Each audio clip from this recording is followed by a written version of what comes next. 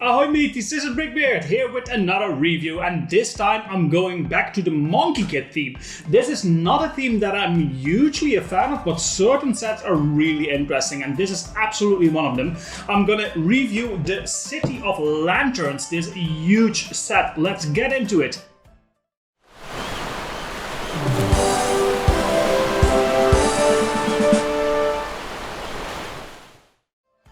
Here it is, and just look at this thing. Just the sheer size of this is really impressive. And I didn't expect it to be this big before I got it, to be honest. As I said in the intro, Monkie Kid for me is a theme that is really all over the place. There are absolutely some fantastic sets. Last wave we got the Bone Demon, which was a really interesting and unique concept. The wave before that we had the Flower Fruit Mountain, which was also a fantastic set and I did a review of. But this wave is the same. There are some sets that look really amazing and then others are just such, they look so weird and not really appealing to me. And to be honest, this set was one of those that I was like, okay, what is this supposed to be? Because at first glance, it really looked like everything mixed together. It doesn't have like a clear view of what it's supposed to be. At least that was my first impression of this set. But when I delved into it a bit deeper, I found out what this set really has to offer, and I will show you about that all in this video because there is a lot to go through. But first, let's just appreciate the model for what it is here. The sheer size of it is really impressive, and there is so much going on. It's incredible how many things they managed to put into a set of this size. But before we go into all that, let's first go into the background information of this set. This is set 80030, the City of Lanterns from the Monkie Kid team, and it comes to 2,187 pieces. That is a huge amount, and there's also a lot of pretty big pieces in here, which makes, clearly a huge building like we see on the side here. It retails for $150 or 130 euros, which comes down to 6 to 7 cents per piece. That sounds like a really good price per piece ratio, especially if you think that there's also quite a few big pieces in this set. The designer of this set is, again, and we just did a review of him, Justin Ramsden, who did everything from the Lego Movie 2 to the Lego Batman movie to Marvel, DC ideas, Stranger Things, and the Chinese traditional festival set. So he really has a huge resume of interesting and unique sets, and this is absolutely one of them. This set comes with two huge instruction manuals. The first one depicts all the building steps to make the base and the two little attached buildings on the side. And the second one has all the individual buildings that you can take out and rearrange later. Both of the instructions are very elaborate and pretty easy to follow. They also have the progress bar down below so you know exactly where you are. And they come with a very nice Monkie Kid building theme in the whole instruction manuals. This set comes in a really big box with the traditional Monkie Kid theme to it, with the black stroke on the side and the Monkie Kid logo next to it. Then a picture of the city itself, which is very detailed, with a very nice background, and all the minifigures in the bottom. And on the upper right side we even get a little logo with the fire rings, and there's also one of them hidden in this set. And if we look at the back side of the box, we can see the detailed information about the set and the back side of the main model. And what immediately strikes me is that the back side really looks bland compared to the front. We'll go into that and what the reason for that is. But yeah, it looks very grey and a bit of a mess, if I'm being honest. Then you see some bubbles with some detailed information about some of the locations in the set on the right. And then on the left side we can see the first glimpse of what is possible with this set. And again, like I said, we will go into that a bit further on in this review. But before we go there, let's first take a good look at all the minifigures. There are 7 traditional minifigures in here, but also 2 brick build figures, which I did count into my minifigure selection. So let's first take a good look at that, and after that we'll go into the full breakdown review of the set itself. The first minifigure is Monkie Kid himself with new tourist clothes. He has a dual molded hairpiece with a red hairband and medium long spiky black hair. His face is printed on two sides. On one side he is sporting big black and gold sunglasses with a huge smile with a glistening in his teeth. And the other side we see a more normal face with a bit of a smirk and his eyebrows down. The white torso is printed on both sides, and on the front we see a red and white sweater with an orange fanny pack across his shoulder. And this theme continues in the back, where we can see the hoodie and the band of the fanny pack. The standard size red leg piece has printing on the front with some pockets and some turquoise bands sticking out of it on one side. He has multiple accessories, one of which is the red and golden staff, which is attached to his back, and he's holding a sand-colored scroll with a sticker of a map on it. He also has a compass showing him where to go. The next minifig is Pigsy. He comes with a big brick-built portable kitchen on his back and is wearing his white chef's hat. He has a modified pig's head face with an angry look on it. He comes with a white torso with printing on both sides. On the front we can see his chef's jacket with a small logo on his chest and some dirt on his belly, and the beginning of a red and orange band around his waist. And on the back we see a bigger logo in gold with the continuation of the red and orange band with some chopsticks sticking out of it. He has a medium-sized black leg piece with movable legs, and he has a red speakerphone and some binoculars as accessories. The third figure in this set is completely brick built and is called Citybot A05. This simple robot has a transparent light blue hat with printing on both sides, with on the front a dark blue face with electronic eyes, mouth and some wires, and the camera and a motherboard on the back of the face print. The rest of the body is made out of light grey and white elements, and there's a small bar in the back of the figure. The next one is the train driver. This elderly man comes with a dark red conductor's hat and has a face printed only on one side, where you can see his big black glasses and a grey moustache where his mouth should be. He also has some wrinkles and a pretty neutral expression. The black torso comes with white arms and is printed on both sides, with a simple suit with blue lines and a blue and black tie, and just some lines on the back of the torso. He comes with a standard size black leg piece. Then we have May.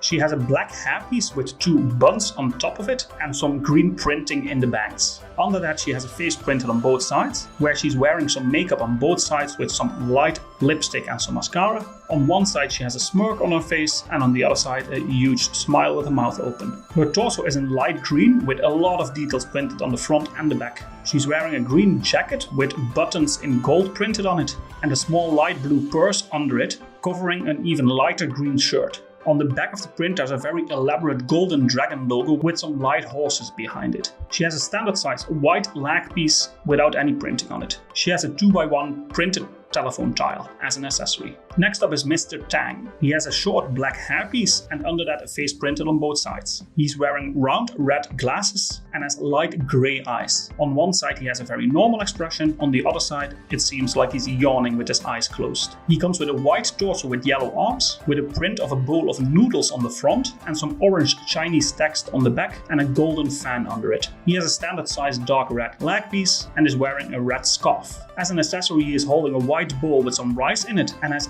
beige colored chopsticks. The next one is Hun.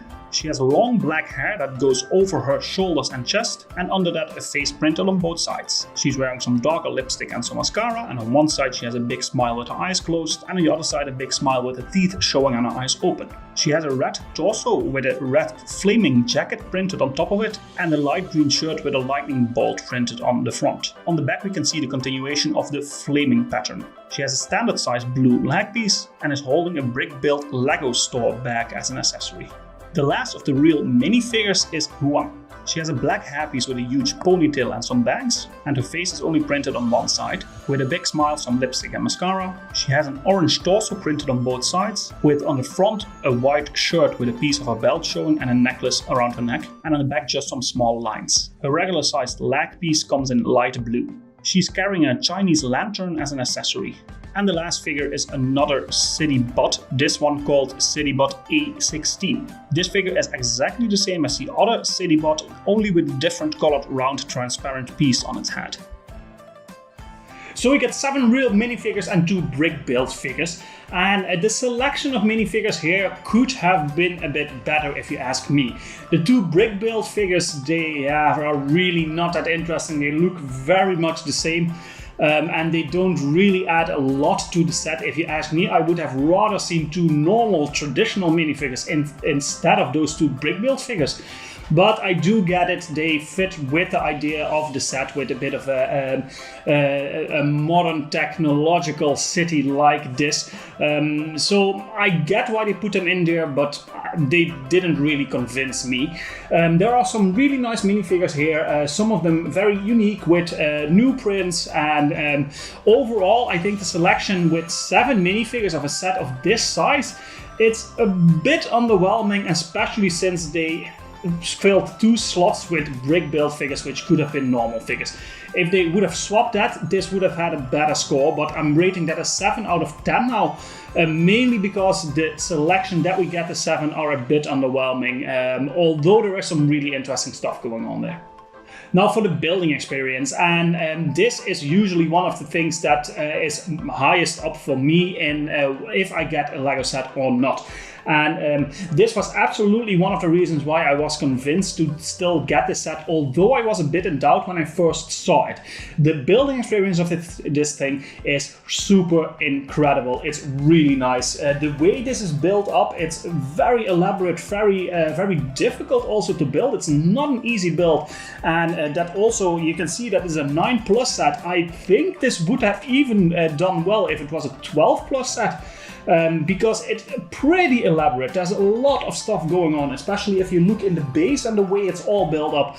It's not the easiest build in the world. For me, that is a huge plus, but I can imagine that some people prefer having a bit of an easier build, which this is not. But again, this is of course open for interpretation. This is how I view it. I think the building experience in this is really incredible.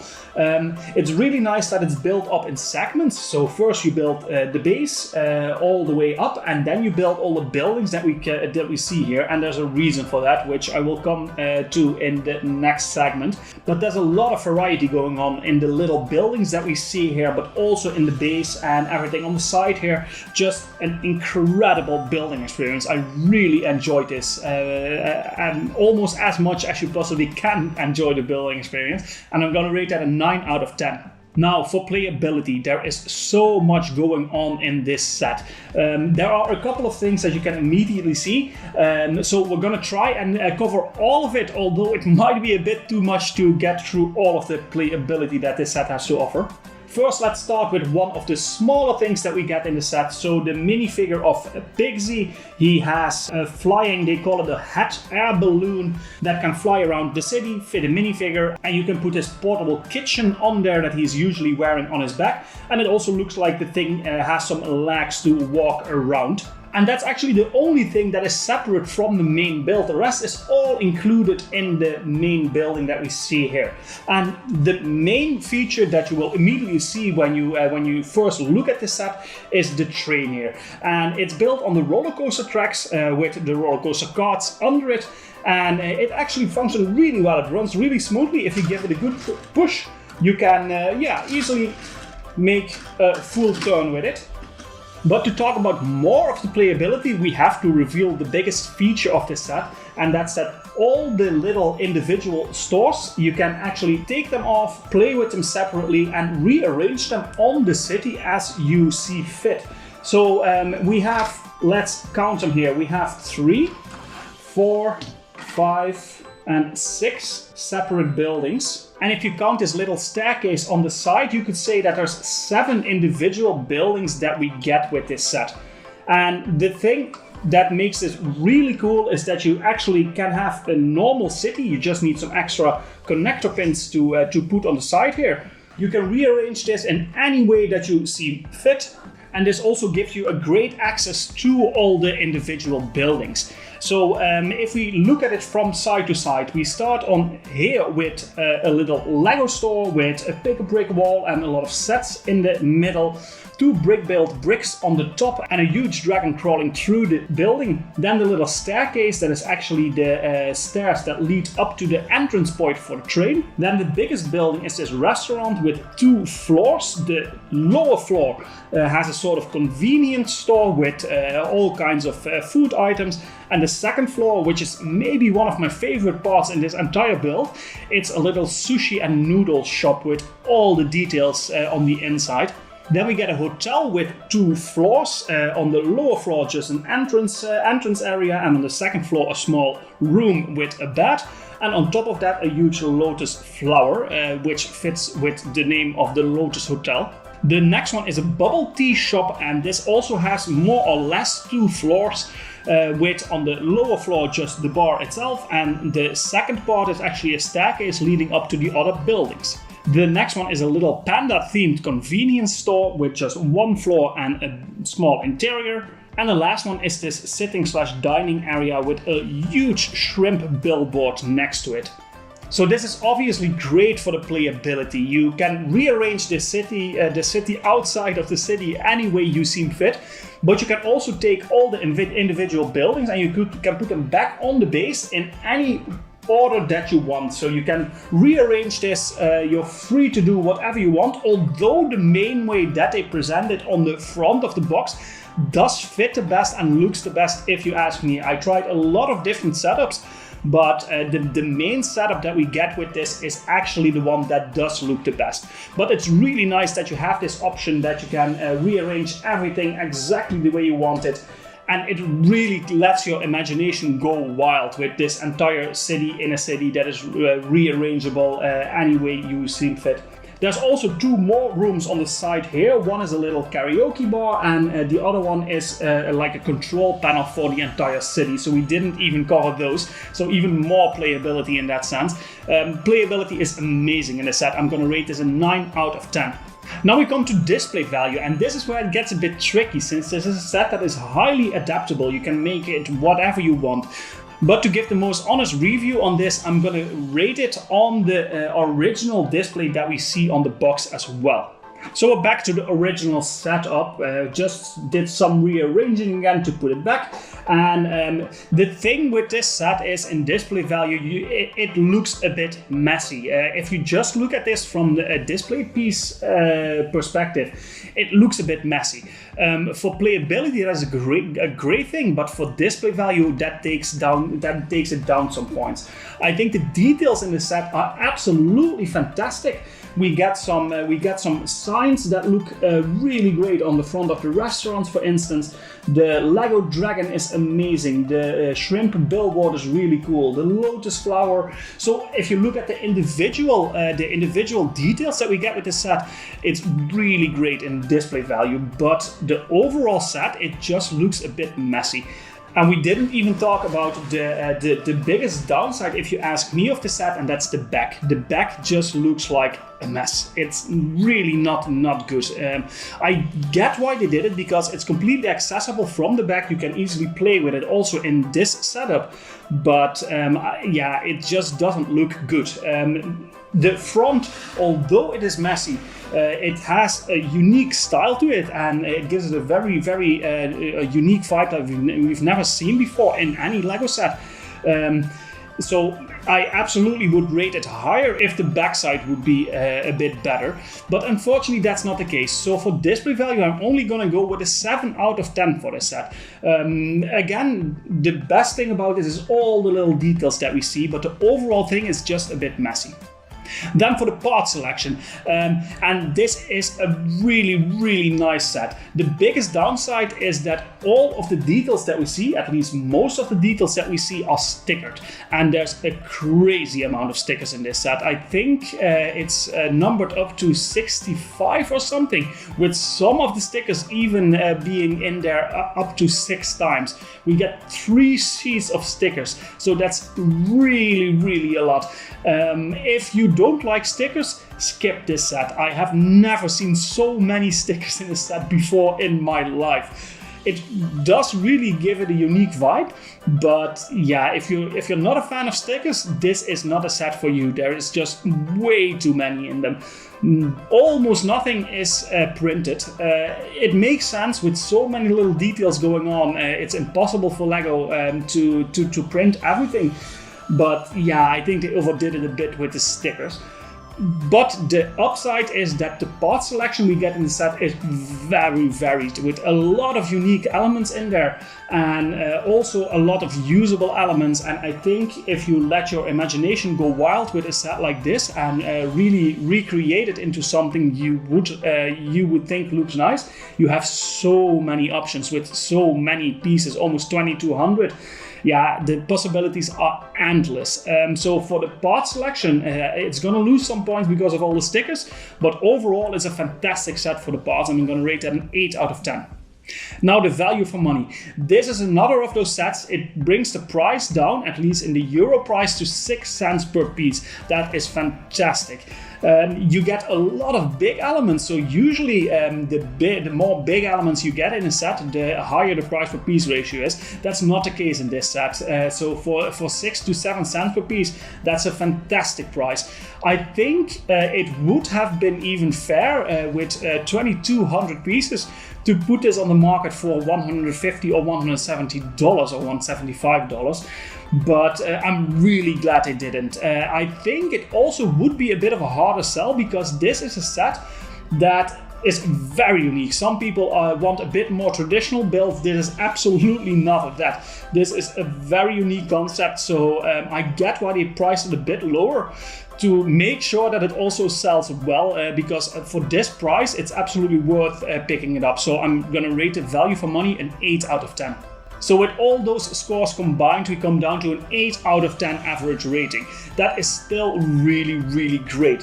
I did not expect this to get such a high grade when I first saw it. I was curious, I saw that it was a very unique concept that they went for, but I was still not really convinced if I was gonna like the final model. But after having it built with an amazing building experience, incredible playability, and a really nice part selection, I think this is a fantastic set. And if you are in doubt about it, only if you don't like stickers, stay away from it. But in any other case, really give it a go. Even if you have some doubts like I had in the beginning, just give it a chance. It's a fantastic set to get your hands on.